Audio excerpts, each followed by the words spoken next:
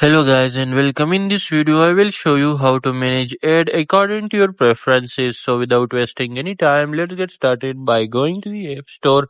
And here in the App Store you simply need to type TikTok. Once you type TikTok, loading will appear.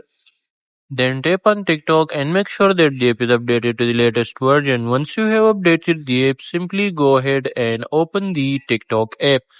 Now, once you open the TikTok app, go to your profile in the bottom right corner of screen, then tap on the three white lines in the top right corner of the screen. Here you need to tap on settings and privacy.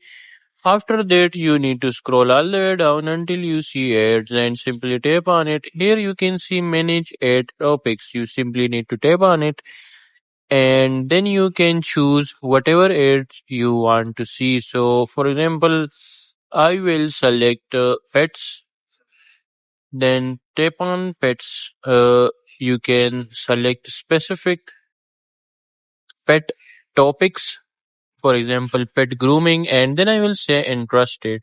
Now, TikTok app will be showing me pet related topics, so pet related ads. So that's it for this video. Make sure to like and subscribe for more.